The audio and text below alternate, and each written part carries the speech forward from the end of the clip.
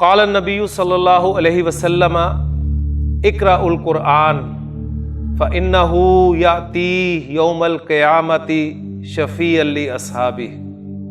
نبی کے صلی اللہ علیہ وسلم نے فرمایا قرآن پڑھا کرو، اس لیے کہ قیامت کے دن یہ اپنے پڑھنے والے کا سفارشی بن کر آئے گا۔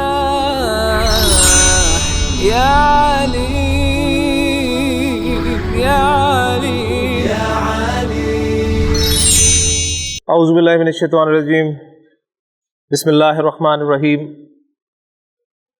رب اشرح لی صدری ویسر لی امری واحلل عقدۃ من لسانی یفقہوا قولی، رب یسر ولا تعسر وتمم بالخیر، آمین یا رب العالمین۔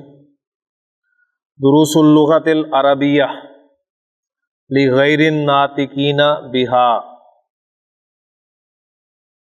عربی گرامر ایڈوانس کورس میں ہم نے دروس اللغۃ العربیہ کو پڑھنا شروع کیا ہے، اور میں واضح کر چکا ہوں کہ اس کو پڑھنے کا مقصد یہ ہے کہ ہم نے اپنے بیسک کورس میں جو رولز پڑھے تھے اب وہ ہم ایک ساتھ دہرا نہیں سکتے، تو اس کتاب کو، اور بلکہ اس کتاب کے 2 اجزاء یعنی 3 پارٹس ہیں ٹوٹل اس کے، لیکن ہم 2 اجزاء تک ہی محدود رہیں گے۔ تو 2 پارٹس پڑھنے کے دوران انشاءاللہ تعالی ہمارے پڑھے ہوئے قواعد جو ہیں وہ بھی ذہن میں تازہ ہو جائیں گے، اور میں انشاءاللہ تعالی وہ جو نحوی ترکیب خاص آپ کو میسج جو ہیں اسی کے ہوئے ہیں، اور میں مختلف جو پمفلیٹس ہیں ان پہ بھی دیکھ رہا تھا کہ اس کلاس میں خاص طور پہ اسے ہائی لائٹ کیا گیا ہے کہ نحوی ترکیب سیکھیں۔ تو نحوی ترکیب انشاءاللہ تعالی ہم اس کلاس میں ضرور سیکھیں گے، اور میں انشاءاللہ تعالی آپ کو یہ کتاب پڑھاتے ہوئے ہی نحوی ترکیب جو ہے بتانا شروع کر دوں گا کہ نحوی ترکیب ہے کیا، اور جو جملے آپ کے سامنے آ رہے ہیں ان کی نحوی ترکیب آپ نے کرنی کیسے ہے، تاکہ چھوٹے چھوٹے جملوں کی جب آپ نحوی ترکیب کر لیں گے تو قرآن مجید کے جب ٹیکسٹ پہ ہم جائیں گے تو آیات کی نحوی ترکیب کرنا انشاءاللہ تعالی آپ کے لیے کوئی مشکل نہیں ہوگا۔ تو ابھی تک ہم نے اس کتاب میں کچھ جملے پڑھے ہیں، تو ان جملوں کے حوالے سے ان کا گرامیٹیکل انالیسس کچھ میں آپ کے سامنے رکھ دوں، تاکہ آج سے ہی آپ کی بیس جو ہے وہ بننی شروع ہو جائے، اور اب آپ جب بھی جملہ پڑھیں تو آپ ساتھ مینشن کریں اس کی ترکیب کے حوالے سے بھی کہ یہ جملے کے جو اجزاء ہیں یہ جز کون سا ہے اور یہ دوسرا جز کون سا ہے۔ تو عربی زبان میں اس کتاب کا آغاز جو ہے وہ جملے سے ہوا ہے، اور جملہ جسے ہم مرکب تام بھی کہتے ہیں۔ مرکب تام کے مقابلے میں مرکب ناقص آتا ہے، اور فرق واضح ہے کہ مرکب تام سے مراد ہے مکمل یعنی جملہ، جبکہ مرکب ناقص سے مراد جملہ نہیں ہے۔ مرکب سے مراد الفاظ کا مجموعہ تو ہے، لیکن مرکب کی فردر ڈویژن ہم نے کی تھی، آپ کو یاد ہوگا، مرکب ناقص اور مرکب تام میں، یعنی الفاظ کا ایسا مجموعہ جس سے بات پوری نہ ہو وہ آپ کا مرکب ناقص ہے۔ مثلا نیک لڑکا، یہ آپ کا ایک مرکب ناقص ہے، جملہ نہیں ہے۔ لڑکے کی کتاب آپ کا یہ ایک مرکب ناقص ہے، جملہ نہیں ہے۔ یہ کتاب آپ کا مرکب ناقص ہے، جملہ نہیں ہے۔ کتاب میں یہ آپ کا مرکب ناقص ہے، جملہ نہیں ہے، جبکہ یہ کتاب ہے پورا جملہ ہے۔ یہ زید کی کتاب ہے، پورا جملہ ہے۔ زید کی کتاب نئی ہے، پورا جملہ ہے۔ تو جملے یعنی مرکب تام اور مرکب ناقص کا فرق ضرور واضح ہونا چاہیے۔ تو اس کتاب میں شروع میں ہی آپ کو جملہ جو ہے بتا دیا گیا ہے، اور جب جملے کی بات ہوگی تو ذہن میں رکھیے گا کہ جملے کی 2 قسمیں، ایک جملہ اسمیہ ہوتا ہے اور دوسرا جملہ فعلیہ ہوتا ہے۔ جملہ عربی زبان میں 2 قسم کا ہوتا ہے، ایک جملہ اسمیہ ہوتا ہے اور ایک جملہ فعلیہ ہوتا ہے۔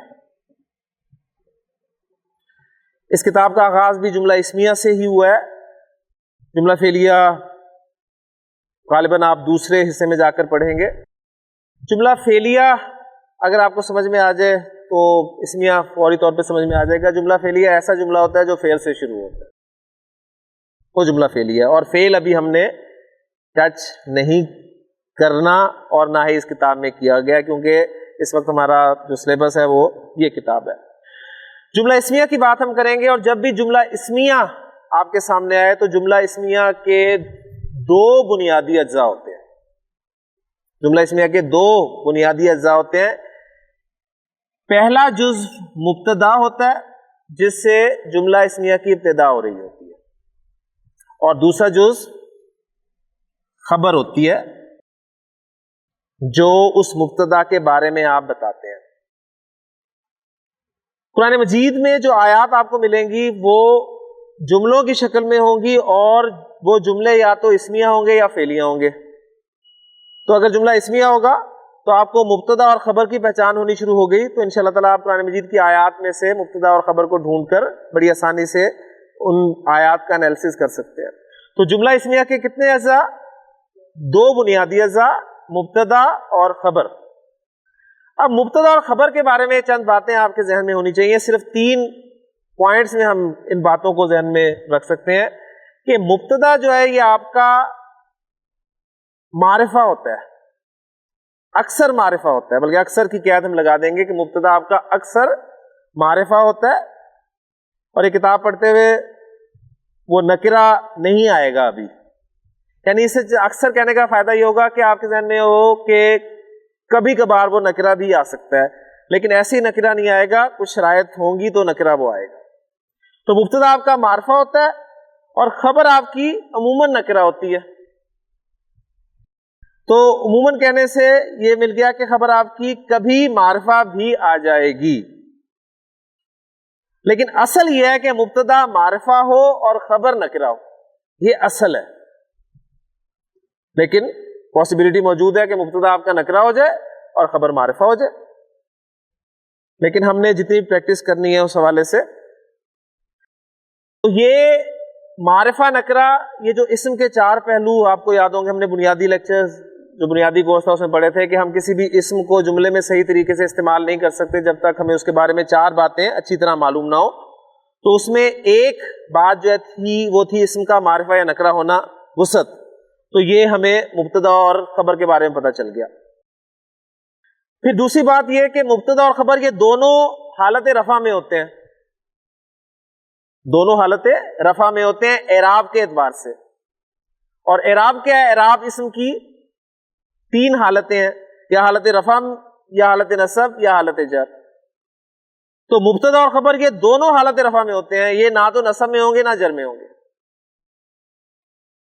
کلیئر ہوگی بات؟ اب تیسرا اور چوتھا پہلو، ان کے حوالے سے تیسری بات، وہ تیسرا اور چوتھا پہلو کون سا ہے؟ جنس اور عدد. جنس اور عدد کے اعتبار سے مبتدا اور خبر میں مطابقت ہوتی ہے.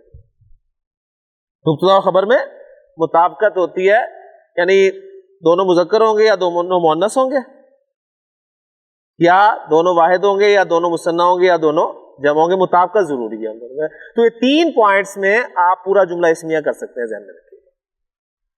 دہرا دوں ایک مرتبہ، جملے کی 2 اقسام اسمیہ اور فعلیہ. اور جملہ اسمیہ ہم پڑھ رہے ہیں، جملہ اسمیہ کے 2 اجزاء، کم از کم بنیادی 2 اجزاء، مبتدا اور خبر.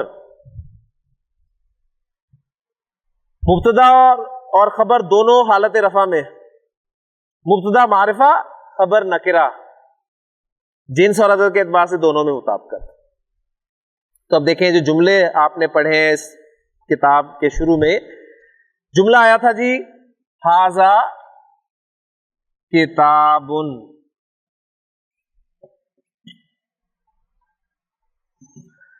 ھذا آپ کا اس میں اشارہ ہے اور اسماء اشارہ آپ کے معرفہ ہوتے ہیں، لہذا وہ بڑی آسانی سے مبتدا بن سکتا ہے. کتاب آپ کا نکرہ ہے، آپ اسے خبر کی جگہ پہ رکھ سکتے. کتابن، کتاب کو حالت رفع میں کیسے شو کریں گے؟ کتابن، کیونکہ واحد اسم کو آپ حالت رفع میں شو کرتے ہیں دو پیش کے ساتھ، یا اگر اس پہ الف لام داخل ہو تو ایک پیش کے ساتھ آئے گا. حالت نصب میں دو زبر اور الف کے ساتھ شو کرتے ہیں، اور اگر الف لام لگ جائے تو سنگل زبر کے ساتھ شو کرتے ہیں، اور حالت جر میں دو زیر کے ساتھ شو کرتے ہیں، اور اگر الف لام لگ جائے تو ایک زیر کے ساتھ آئے گا. لیکن اس وقت میں نصب اور جر کی بات نہیں کر رہا، چونکہ جملے کے یہی دو اجزاء ہیں اور یہ دونوں حالت رفع میں ہونے ہیں، تو اس لیے حالت رفع کو ہائی لائٹ کروں گا. کتاب کی حالت رفع کتابن، اور حاذا اس میں اشارہ ہے، اور اسماء اشارہ مبنی ہوتے ہیں. مبنی سے مراد کیا ہے؟ مبنی سے مراد وہ اسم جو تینوں اعرابی حالتوں میں ایک ہی شکل اختیار کیے رہتا ہے. تو حاذا کی تینوں اعرابی حالتیں حاذا حاذا حاذا ہی ہوں گی، لہٰذا دونوں اپنی جگہ پر بالکل فٹ ہیں. حاذا حالت رفع میں ہے، کتابن حالت رفع میں ہے. حاذا معرفہ ہے، کتابن نکرہ ہے. اور دیکھیں حاذا واحد مذکر کا اشارہ ہے، جنس اور عدد دونوں چیزیں آ گئی. واحد مذکر کا اشارہ، تو کتاب بھی آپ کی کیا ہے؟ واحد مذکر ہے، تو جنس اور عدد دونوں پہلوؤں سے بات پوری ہو گئی. کلیئر ہو گیا؟ تو حاذا مبتدا کتابن خبر، مبتدا اپنی خبر سے مل کر جملہ اسمیہ بن گیا. یہ ہے نحوی ترکیب، یہ جملے کی ترکیب ہے. جی اب میں چند جملوں کی تراکیب آپ سے کروا لوں. جی عبداللہ، جملہ میں لکھ رہا ہوں، شاباش. اسی بیس پہ آپ نے مجھے بتانا ہے کہ حاذا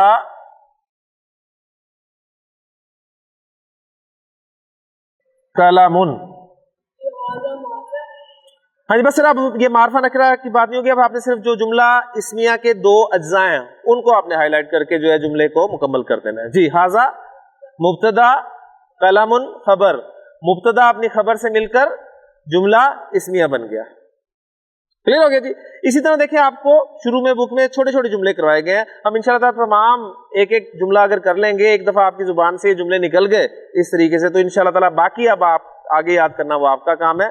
میرا ایک مرتبہ آپ کے منہ سے وہ جملہ صحیح ترتیب صحیح ترکیب کے ساتھ نکلوا دینا ہے. جی شبیر صاحب. حاذا بابن، حاذا مبتدا بابن خبر،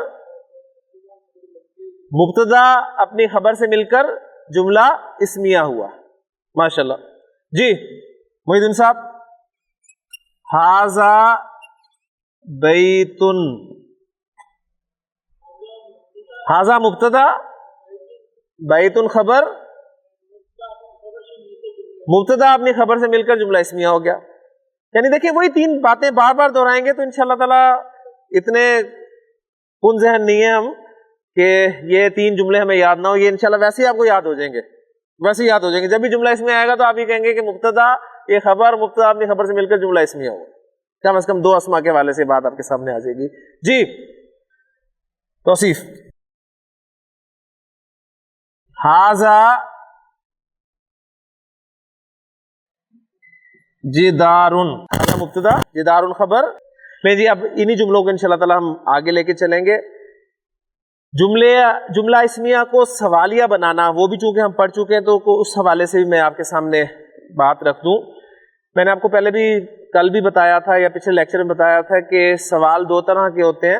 ایک سوال وہ ہوتا ہے جس کا جواب آپ ہاں یا نہ میں دے سکتے ہیں. میں آپ سے پوچھتا ہوں جی کیا یہ قلم ہے؟ آپ کہیں گے جی. میں آپ سے پوچھتا ہوں کیا یہ کتاب ہے؟ آپ کہیں گے نہیں. تو یہ سوال جن کا جواب آپ ہاں یا نہ میں دے سکتے ہیں، اس کے لیے ایسے سوالوں کے لیے آپ حروف استفہام استعمال کرتے ہیں. حروف استفہام. اور حروف استفہام کتنے ہیں؟ دو ہیں، آ اور حل. آ اور حل یہ دو حروف استفہام ہیں. ایسے سوالوں کے لیے آپ آ اور حل لگا دیں. اب دیکھیں یہ جملے آپ کے، ان سب جملوں کو سوالیہ بنانے کے لیے، یعنی حاذا قلمن یہ قلم ہے، آپ اس کو سوالیہ بنانا چاہتے ہیں، کیا یہ قلم ہے؟ تو کہ شروع میں آ لگا دیں. حاذا قلمن، حاذا قلمن کیا یہ قلم ہے؟ حاذا بابن کیا یہ دروازہ ہے؟ اہذا بیتن، کیا یہ گھر ہے؟ اہذا جدارن، کیا یہ دیوار ہے؟ تو دیکھیں وہ جو جملہ تھا، جملہ اسمیہ، اس کے جو دو اجزاء تھے مبتدا اور خبر، ان کے شروع میں آپ نے حرف استفہام لگا دیا. اب ایسے جملوں کی، سوالیہ جملوں کی ترکیب کیسے کریں گے آپ؟ آپ کا حرف استفہام، حرف استفہام، ھذا مبتدا، کلام خبر، مبتدا اپنی خبر سے مل کر جملہ اسمیہ ہو گیا. کلیئر ہو؟ یہ سمپل ترکیب. ابھی انشاءاللہ پھر مزید جب ہم آگے جائیں گے تو پھر میں آپ کو مزید بتاؤں گا کہ یہ جو جملہ چاہے اسمیہ ہو چاہے فعلیہ ہو، یہ مزید دو میں تقسیم ہوتا ہے، خبریہ ہوتا ہے یا انشائیہ ہوتا ہے. وہ میں آگے لے کے جاؤں گا، اس وقت ابھی اس میں نہیں الجھا رہا. کم از کم یہ پکا ہو جائے آپ کا شروع میں. ہاں جی، اس کی ترکیب آپ کا حرف استفہام پتہ ہونا چاہیے آپ کو یہ کیا ہے. حرف استفہام ھذا مبتدا، بابن خبر، مبتدا اپنی خبر سے مل کر جملہ اسمیہ ہو. باقی وہی ہے. اچھا، اب وہ سوالات جن کا جواب آپ ہاں یا نہ میں نہیں دے سکتے، ان کی طرف آ جائے. میں آپ سے پوچھتا ہوں یہ کیا ہے؟ یہ کیا ہے؟ اب دیکھیں، آپ کا جواب تھا ھذا قلم.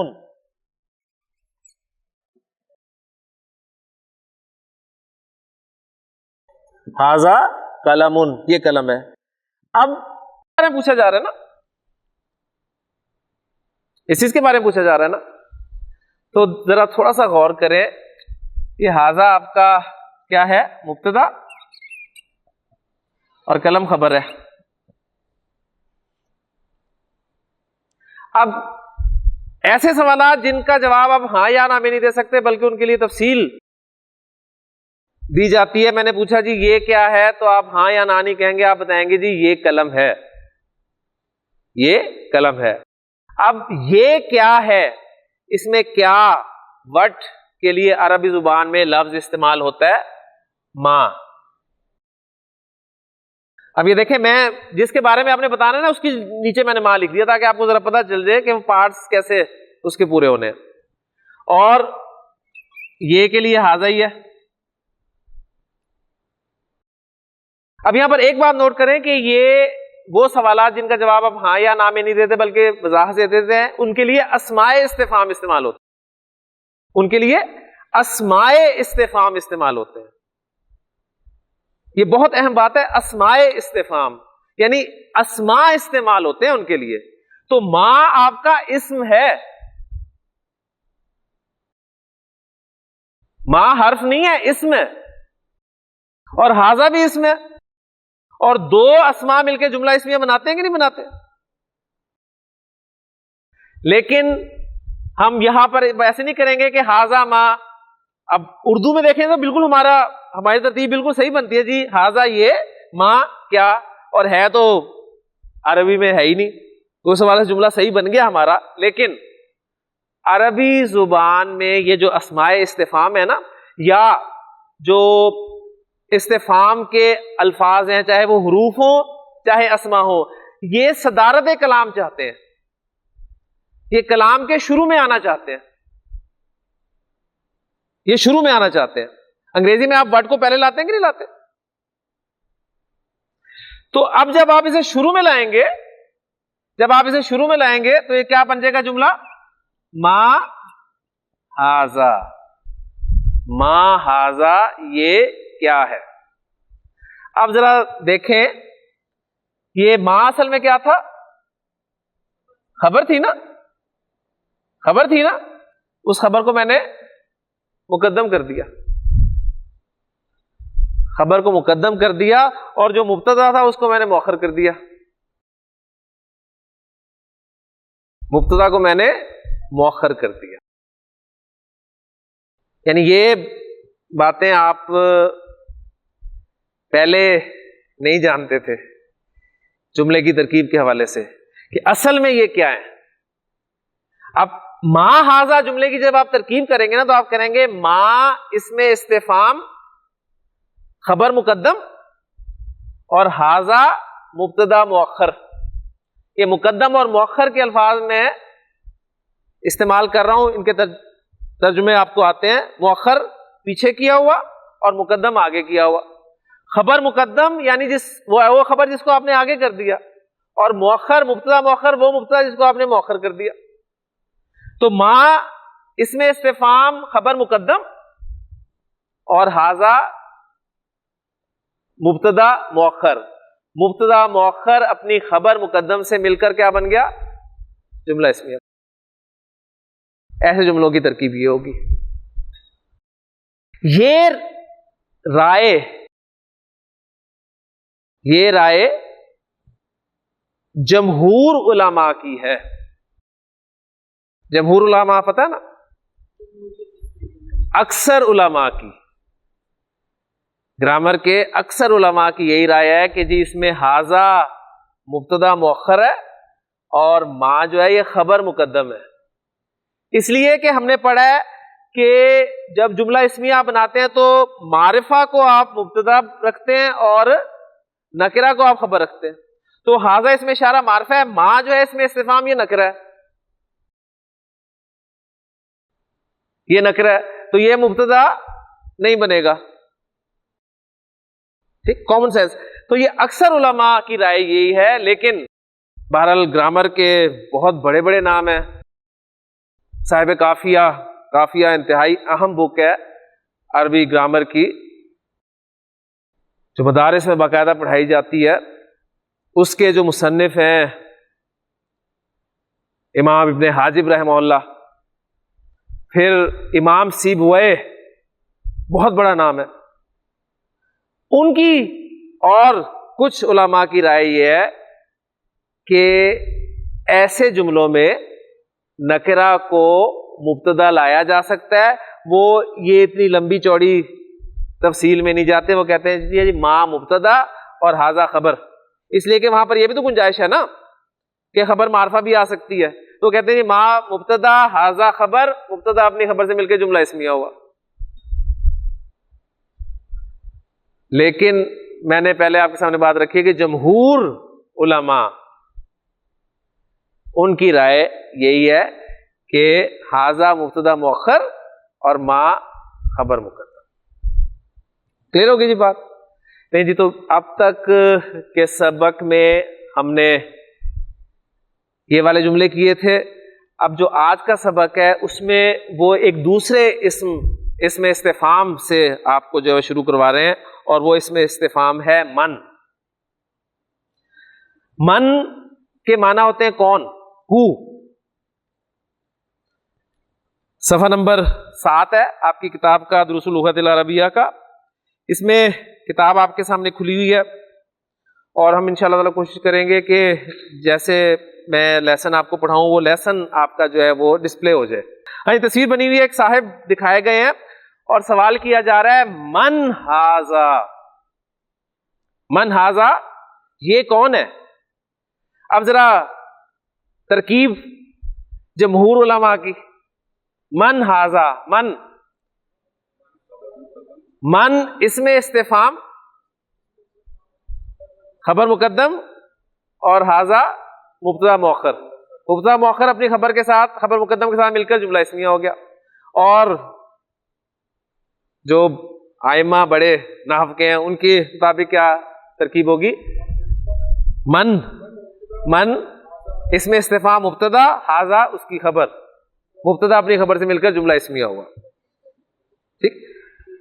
اب دیکھنا، میں نے اس لیے آپ کے سامنے بات رکھ دی نا کہ جمہور علماء کی رائے وہ ہے، یعنی اب یہی تو آپ کا ذہن پھر کھلتا ہے نا کہ جب آپ دلائل دیکھتے ہیں کہ میں نے اس کے مطابق آپ کے سامنے یہ کام کیا، تو دیکھیں وہ بیٹھ وہیں رہا ہے، فٹ ماں کس کی جگہ پہ آ رہا ہے، بیٹھ وہیں رہا ہے۔ تو جمہور علماء ایک رائے، لیکن بہرحال امام سیبویہ رحمہ اللہ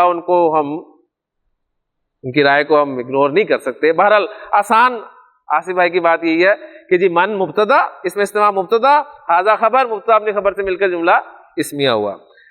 من ھذا، ھذا طبیب، ھذا طبیب، ہاں جی، ترکیب ھذا مبتدا، طبیب خبر مبتدا اپنی خبر سے مل کر جملہ اسمیہ ہو گیا. تو آسان ترکیب, یہ 3-4 پیجز اگر آپ اس پیٹرن پہ کر لیں گے تو جملہ اسمیہ کی ترکیب پکی ہوگی. جی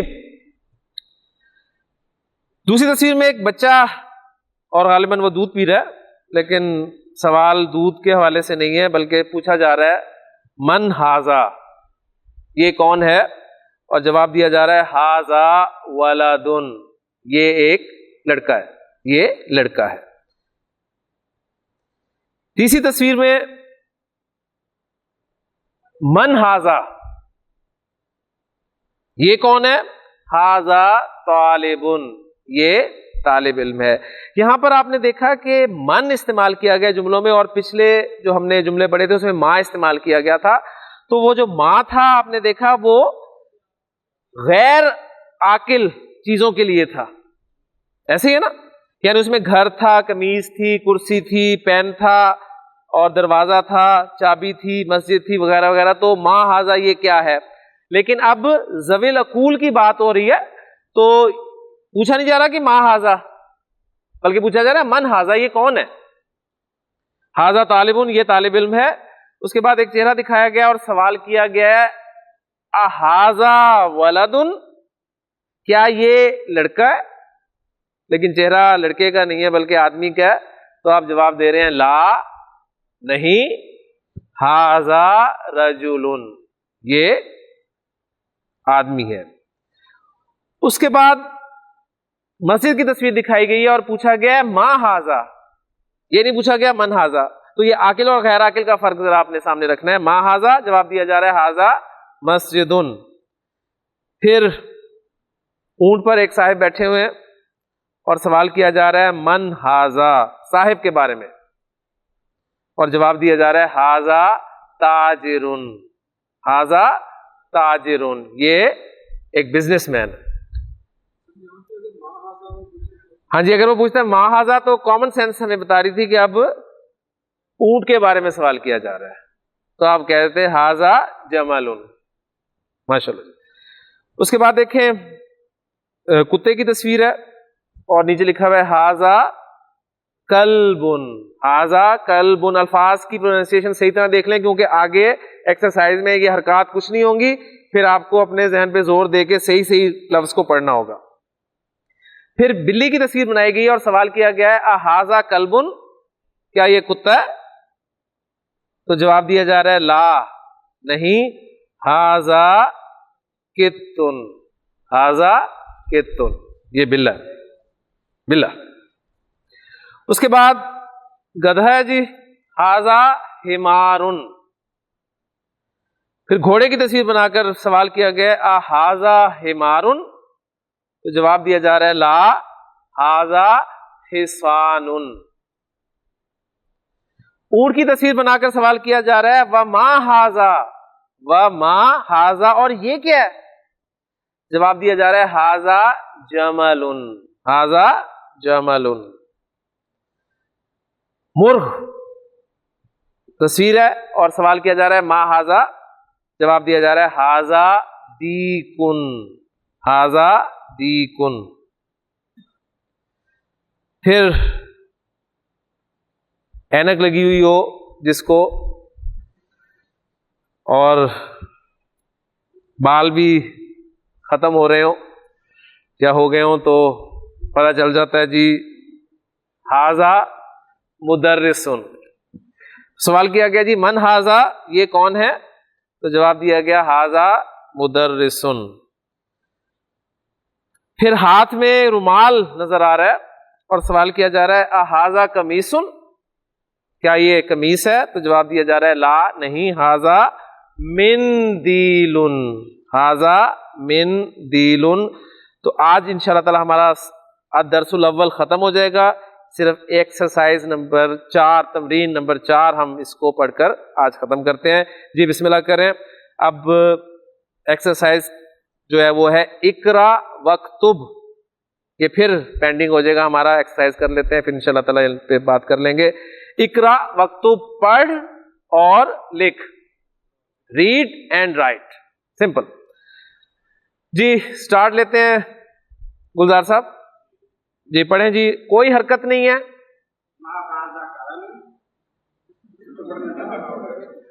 جی پہلا جملہ پڑھیں گے آپ، ما ہاذا، ہاذا کلمون، ماشاء اللہ. جی سعید، ہاذا کلبن. جی من ہاذا، ہاذا طبیبن، ماشاء اللہ. جی ہاذا جملن. آرام آرام سے پڑھنا ہے، آپ کو پتہ چلے کس حرف پر کون سی حرکت آ رہی ہے، زیر آ رہی ہے، زبر آ رہی ہے، پیش آ رہی ہے، سکون ہے، وہ پورے شعور کے ساتھ، پورے اعتماد کے ساتھ آپ نے پڑھنا ہے. یہ انشاءاللہ تعالیٰ آپ کی پریکٹس جو ہے وہ ہوگی. جی احاذا، اور یہ ایکسپریشن بھی آپ نے یہی سے نکالنا ہے، احاذا کلبن. جی لا ہاذا کتن، نو. ٹھیک، یعنی اس کے بعد گیپ دیں تھوڑا سا اور پھر اس کو بولیں، دوبارہ بولیں. عطا، احاذا کلبن، لا ہاذا کتن، ماشاء اللہ. جی احاذا دیکن، نعم. جی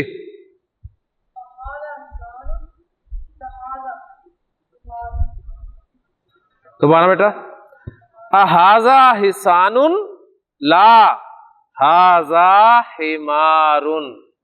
جی شبیر صاحب، ہاذا مندیل، ہاذا مندیل. جی توصیف، احاذا ولد، نعم. جی حبیب صاحب، من ہاذا، ہاذا رجل، ہاذا رجل. جی الحمدللہ ہمارا الدرس الاول مکمل ہو گیا. اگلے لیکچر میں یعنی کل انشاءاللہ تعالی ہم الدرس الثانی شروع کریں گے، لیکن اس سے پہلے انشاءاللہ اقرا واکتب اس کی لغوی جو ہے وہ بحث کر کے انشاءاللہ تعالی اپنے سبق کو شروع کریں گے. اللہ تعالیٰ سے دعا ہے کہ اللہ تعالیٰ ہمارے لیے آسانی فرمائے. سبحانک اللہم و بحمدک، اشہد ان لا الہ الا انت، استغفرک و اتوب الیک.